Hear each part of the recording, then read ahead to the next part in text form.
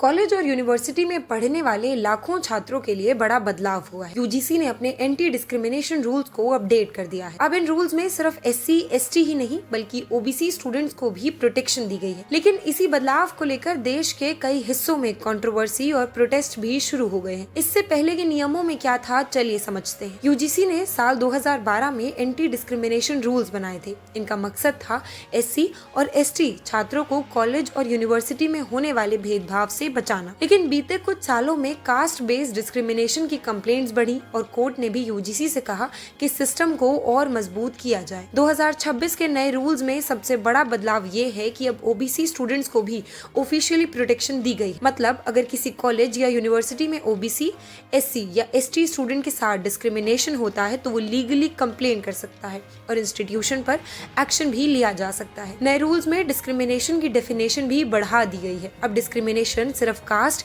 या ट्राइब तक सीमित नहीं होगा। Discrimination religion, gender, disability, race या बर्थ प्लेस की वजह से किसी स्टूडेंट या टीचर के साथ डायरेक्ट या इनडायरेक्ट अनफेयर बिहेवियर होता है तो वो भी डिस्क्रिमिनेशन में ही माना जाएगा। यूजीसी ने हर कॉलेज और यूनिवर्सिटी के लिए इक्वल अपॉर्चुनिटी सेंटर बनाना कंपलसरी कर दिया है। इस सेंटर का काम होगा डिस्क्रिमिनेशन की कंप्लेंट्स लेना, कैंपस में ऐसे मामलों पर नजर रखना, सेफ और इक्वल एनवायरनमेंट बनाना।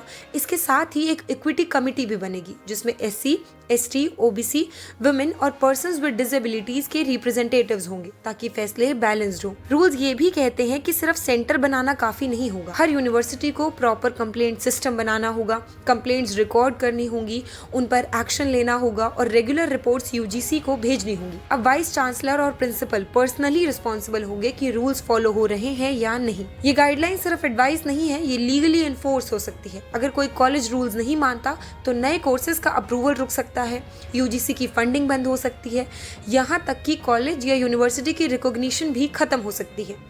रूल्स का स्कोप बहुत ज्यादा बढ़ा दिया गया है। ये रूल्स के क्रिटिक्स का कहना है डिस्क्रिमिनेशन की डेफिनेशन वेग है, इसका मिसयूज हो सकता है, कैंपसेस में पॉलिटिक्स और टेंशन बढ़ सकती है। उनका ये भी कहना है कि पहले रिजर्वेशन और प्रोटेक्शन की पॉलिसीज अलग अलग थी, अब ओबीसी को एससी एसटी की तरह इंक्लूड करने से अफर्मेटिव एक्शन की लाइन ब्लर हो रही है। क्रिटिक्स को लगता है कि यूनिवर्सिटी सोशल इक्वालिटी को नए तरीके से इंटरप्रेट करेंगी, पावर और फेयरनेस का बैलेंस बदल सकता है। हर कॉलेज के पास इतना स्टाफ और सिस्टम नहीं है, इससे कंफ्यूजन और कोर्ट केसेस बढ़ सकते हैं। अब जानते हैं रूल्स के सपोर्टर्स का क्या कहना है।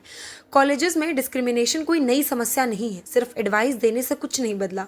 ओबीसी स्टूडेंट्स भी डिस्क्रिमिनेशन फेस करते हैं, इसीलिए स्ट्रिक्ट रूल जरूरी है। 2026 के रूल्स लीगल है, इग्नोर नहीं किए जा सकते। टाइम लिमिट दी गई है और नॉन कंप्लायंस पर एक्शन भी तय है। इन रूल्स को लेकर कई स्टेट्स में प्रोटेस्ट हुए, पॉलिटिकल और एकेडमिक डिबेट तेज हुई, कुछ ऑफिशियल्स और लीडर्स ने रिजाइन भी किया। एजुकेशन एक्सपर्ट सवाल उठा रहे हैं, क्या हर यूनिवर्सिटी इतने स्ट्रिक्ट रूल्स इंप्लीमेंट कर पाएगी? अब जानते हैं कि इससे होगा क्या आगे। यूजीसी से रिकॉग्नाइज्ड हर कॉलेज और यूनिवर्सिटी को ये रूल्स तुरंत लागू करने होंगे। अब ये चॉइस नहीं है, ये रूल सफल होंगे या नहीं ये डिपेंड करेगा यूनिवर्सिटीज इन्हें समझती कैसे हैं, कैसे इंप्लीमेंट करती हैं और डिस्क्रिमिनेशन केसेस को कितनी सीरियसनेस से हैंडल करती। पहले यूजीसी सिर्फ गाइडलाइंस देता था, अब वो स्ट्रिक्ट रूल्स बना रहा है। ये बदलाव कैंपसेस में इक्वलिटी लाएगा या नए डिवाइड पैदा करेगा? इसका जवाब आने वाला वक्त ही बता सकता है।